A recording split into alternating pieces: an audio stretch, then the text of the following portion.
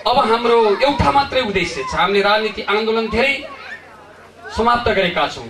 हामी माघ 8 गते भित्रमा संविधान पनि बनाउँछौँ र अब हामी एउटै सूत्र छ, हामी सबै नेपालीहरूको, सबै पार्टीहरूको, अब हामी देशको समृद्धि, जनताको समृद्धि, त्यसका लागि पार्टी, त्यसैले हरेकका लागि प्रत्येकका लागि हरेक भने जस्तै हामी सबै राष्ट्र समृद्धिमा अघि मिलन भाइले भने जस्तै हामी गइसकेका छौँ, हामी अगाडि बढिसकेका छौँ।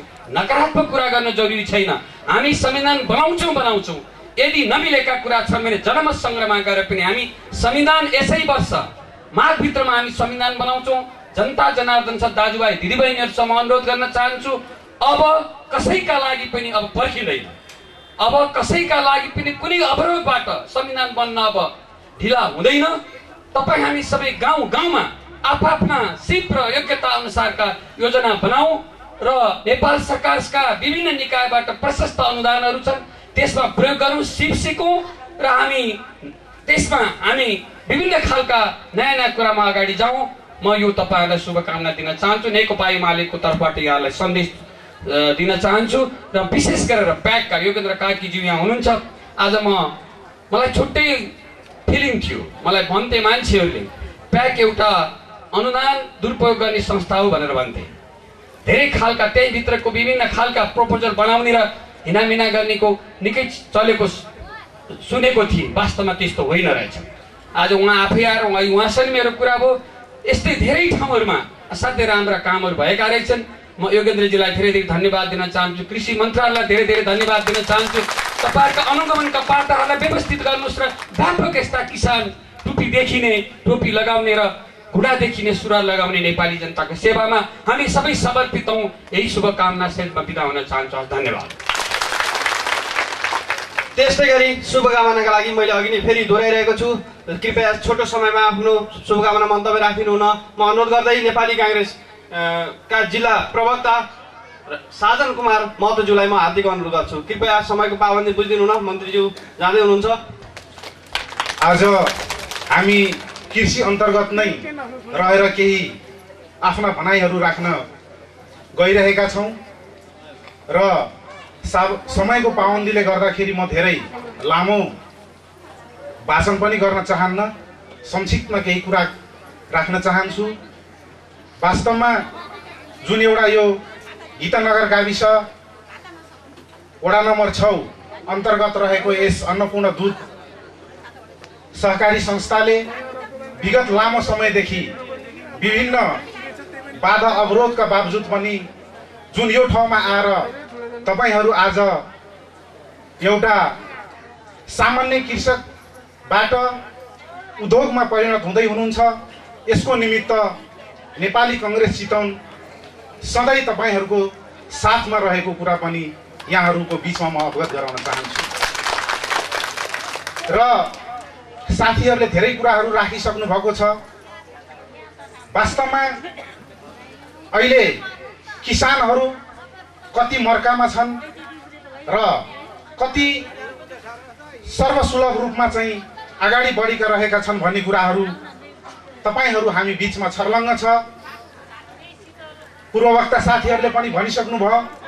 वास्तवमा जुन उत्पादन गर्ने किसानहरू सधैँ मर्कामा, सधैँ पछाडि नै परिरहेको छ। बीचमा बस्ने व्यापारीहरूले किसानहरूको उत्पादन भन्दा पनि बढी मात्रामा मूल्य वृद्धि र मूल्य आर्जन गरिरहेको छ।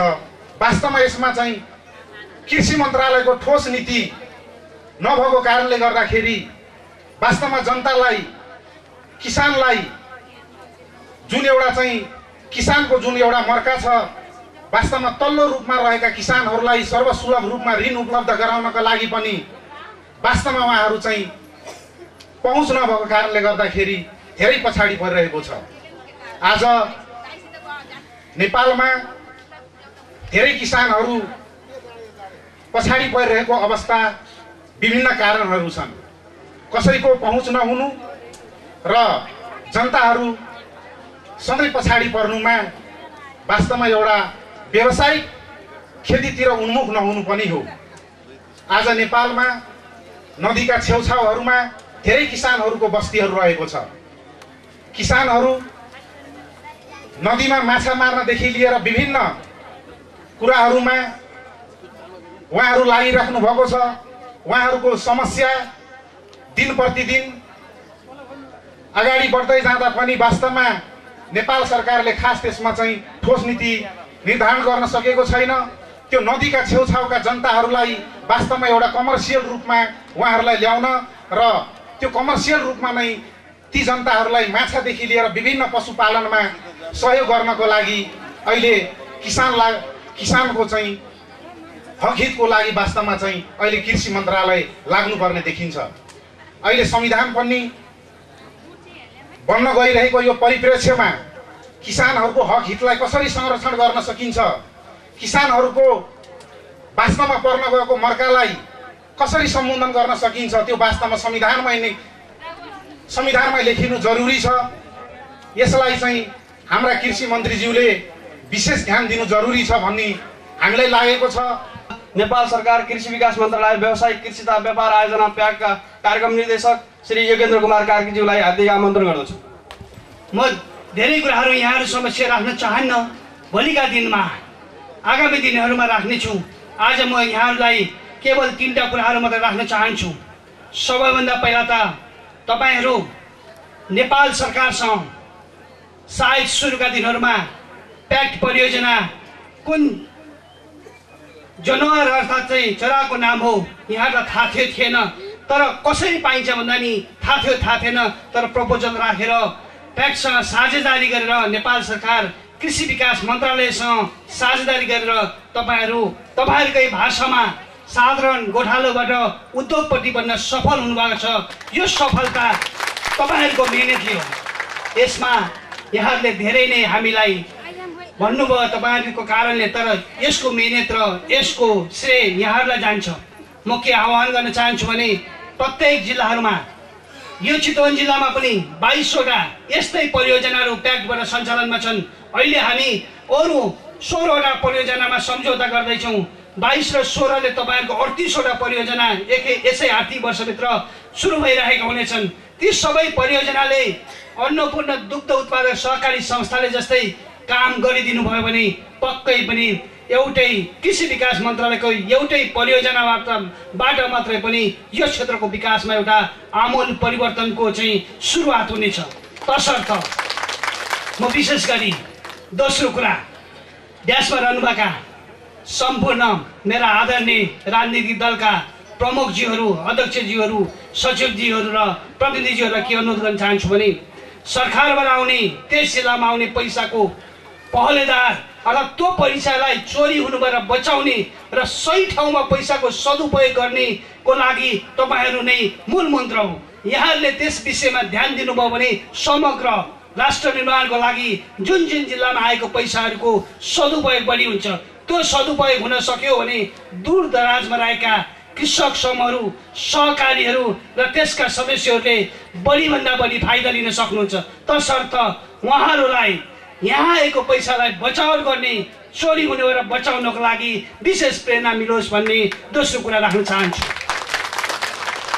तेस्रो कुरा, माननीय मन्त्रीजी हुनुहुन्छ, सायद सम्भवतः नेपालको इतिहासमा न हिजो थियो आज माननीय कृषि मन्त्रीजीको छत्रछायामा नेपालको कृषि प्रेमीहरूको लागि एउटा सुनौलो अवसर चाहिँ अहिलेको बजेटले एड्रेस गरेका छ, जहाँ 6% ब्याजमा हामी 16 र 20% ब्याजको कुरा गरिरहेको बेलामा 6% ब्याजमा चाहिँ कृषकहरूले सरल र ठाउँ ठाउँमा ऋण पाउने जुन सरकारले व्यवस्था गरेको छ।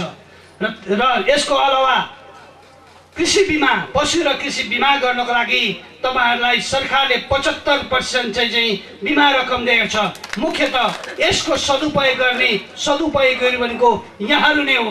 त्यसको सदुपयोग गर्नको लागि म हार्दिक अनुरोध गर्न चाहन्छु। अब मेरो अन्तिम कुरा, जसरी यहाँहरू यस थलोसम्म आइपुग्नको लागि सरकारसँग, विभिन्न निकायहरूसँग साझेदारी गरेर यहाँसम्म आइपुग्नु भएको छ। अब तपाईँहरू 30 वर्षको उमेरबाट अब 31 वर्षको जवानमा प्रवेश गरिसक्नुहुन्छ। जवान भन्दा पनि कर्म गर्ने अर्थात् सबैभन्दा बढी कार्य गर्न सक्ने उमेरमा प्रवेश गरिसकेको हुनाले अबको 20 वर्ष 50 वर्ष यो संस्था पुग्छ। सायद यो संस्था नेपालकै सबैभन्दा राम्रो र सबैले सुन्ने र इन्डियाको हामीले कुरा गर्दाखेरि अमुल भने जस्तै नेपालको दुधको कुरा गर्दाखेरि अन्नपूर्णको नाम चाहिँ चम्कियोस्। यसको अलावा यही क्षेत्रमा चितवनमा पनि थुप्रैहरू दुध सम्बन्धी 15-16वटा परियोजना प्याक गरेर भएका हुनाले ती परियोजनाहरूको नाम पनि चाहिँ चम्कियोस् भन्ने शुभकामना दिँदै यहाँहरूले हाम्रो आगमनलाई गीतको भाषामा, कविताको भाषामा, त्यस पछाडि चाहिँ यहाँहरूले सरल भाषामा जुन आतिथ्यता र स्वागत गर्नुभयो त्यसको लागि म आयोजना र मेरो सिङ्गो आयोजनाको तर्फबाट पनि परिवारको तर्फबाट यहाँहरूलाई आभार व्यक्त गर्न चाहन्छु। र अन्तमा यो परियोजना सफल बनाउने यहाँ सम्पूर्ण अन्नपूर्ण दुग्ध सहकारी संस्थाका सम्पूर्ण पदाधिकारीज्यूहरूलाई चाहिँ म कदर गर्न चाहन्छु। अरूले मलाई यहाँ बोलाएर तपाईहरूसँग चिन्जान साटासाट गर्ने जुन सुअवसर प्रदान गर्नुभयो यसप्रति म नतमस्तक हुँदै तपाईहरूप्रति नमन प्रकट गर्न चाहन्छु। विशेषतः हामीले यो सरकार बनिसकेपछि नेपालको विकासका निमित्त के गर्ने, हाम्रा आवश्यकताहरू धेरै छन्। हामी धेरै गरिबीको दलदलमा फसेका छौँ। ती गरिबीको दलदलमा फसेका कुराहरूबाट एकैचोटि मुक्त हुन सकिँदैन। त्यसकारणले कार्य कहाँबाट प्रारम्भ गर्ने भनेर कृषि, ऊर्जा र पर्यटन तीनटा क्षेत्रहरूको विकासबाट नेपालको सर्वाङ्गीण विकासको प्रस्थान बिन्दु तय गरिनुपर्छ भनेर हामीले यो वर्तमान सरकारले तय गरेको थियो र त्यसैका आधारमा अहिलेको नीति तथा कार्यक्रमलाई प्रस्तुत गरिएको छ। तपाईहरूले रेडियो, टेलिभिजनहरू, पत्र पत्रिकाहरूद्वारा अथवा चोकका चिया पसलहरूमा सकारात्मक रूपले होस् वा नकारात्मक रूपले होस् केही चर्चा परिचर्चाहरू भएका कुराहरू सुन्नुभएको छ। त्यसले पनि तपाईहरूलाई निश्चय पनि सुसूचित गराउने काम गरेको छ भन्ने मैले बुझेको छु। आदरणीय उपस्थित जनसमुदायहरू, प्रिय राजनीतिक दलका नेतागणहरू, हामी सबैले के बुझ्न पर्यो भने अब नेपालमा राजनीतिक अधिकार प्राप्तिको आन्दोलन सकियो। अहिले राजनीतिक अधिकार प्राप्तिको आन्दोलन भनेको संघीय लोकतान्त्रिक गणतन्त्र नेपाल, यसलाई संस्थागत गर्नका निमित्त संविधान निर्माण गरुन्जेलसम्म संविधानका अन्तर्वस्तुहरू के कस्ता हुनेछन् र त्यसले नेपाली जनताका हक अधिकारहरूलाई कसरी सुव्यवस्थित गर्नेछ र सुनिश्चित गर्नेछ, त्यसमा हाम्रा मतभिन्नताहरू भए तापनि सिङ्गो राष्ट्रलाई ड्राइभ गर्ने सिस्टम संघीय लोकतान्त्रिक गणतन्त्र नेपाल भन्ने जुन व्यवस्था हो, त्यो नेपालमा रहेका राजनीतिक दलमा कमल थापाजीले नेतृत्व गरेको राप्रपा नेपाल बाहेक अरू कुनै पनि दलको भिन्न मत र भिन्न दृष्टिकोण र भिन्न मान्यता रहेको छैन। यसकारणले सबै राजनीतिक दलको व्यवस्थाप्रतिको ऐक्यबद्धता जब प्रकट भएको छ र त्यस आन्दोलनमा समाहित भएर मुलुकमा संघीय लोकतान्त्रिक गणतन्त्र नेपाललाई संस्थागत गर्नका निमित्त जुन नयाँ संविधान निर्माणको कार्य जारी छ, अब यस्तो परिवेशमा अब हामीले राजनीतिक अधिकार प्राप्तिका आन्दोलनमा अल्मलिनु, बन्द हडताल, जुलुस, नाराबाजी र इत्यादि गर्नु भनेको आफ्नै भविष्यमाथि, आफ्नै भाग्यमाथि बन्चरो हान्नुभन्दा अरू केही पनि हुने छैन। यसले गर्दा जब राजनीतिक अधिकार प्राप्तिको आन्दोलन सकियो, अब हामीले गर्न पर्ने अर्को आन्दोलन भनेको समृद्धिको आन्दोलन हो। त्यो समृद्धिको आन्दोलन भनेको आर्थिक विकासको जगमाथि मात्र त्यो समृद्धिको आन्दोलन प्राप्त गर्न सकिन्छ, त्यसलाई जित्न सकिन्छ। अनि त्यो समृद्धिको आन्दोलनमा हामी सामेल भइरहँदाखेरि हामीले हाम्रो देशमा रहर होला ताइवान जस्तै औद्योगिक राष्ट्र बनोस्, सिङ्गापुर जस्तै औद्योगिक राष्ट्र बनोस्, मलेसिया जस्तै औद्योगिक राष्ट्र बनोस् वा चीन जस्तै औद्योगिक राष्ट्र बनोस्, नभए पनि भारत जतिकै भए पनि औद्योगिक राष्ट्र बनोस् भन्ने चाहना होलान्। तर त्यस्ता किसिमका औद्योगिक राष्ट्र नेपाल बन्नका निमित्त अझै पूर्वाधार तयार भइसकेको छैन। हाम्रा अथक प्रयत्नहरूले अथवा नेपालका 3 करोड जनताहरूको असीम चाहनाले वा यो वा त्यो कुनै राजनीतिक दलका इच्छा आकांक्षाले त्यो परिस्थितिलाई यहाँ भित्र्याउन सकिँदैन। त्यसका निमित्त औद्योगिक राष्ट्रका रूपमा नेपाललाई अगाडि बढाउनका निमित्त ठुला ठुला उद्योगहरूको स्थापना गर्नुपर्छ र ती उद्योगबाट उत्पादित वस्तुहरूले राष्ट्रिय बजार र अन्तर्राष्ट्रिय बजारमा तिनीहरूको बिक्री हुने सुनिश्चितता हुनुपर्छ।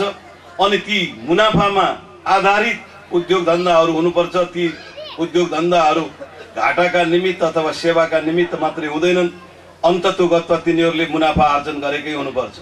त्यसका निमित्त अहिले हामीसित पूर्वाधारका क्षेत्रमा विद्युतको अभाव छ।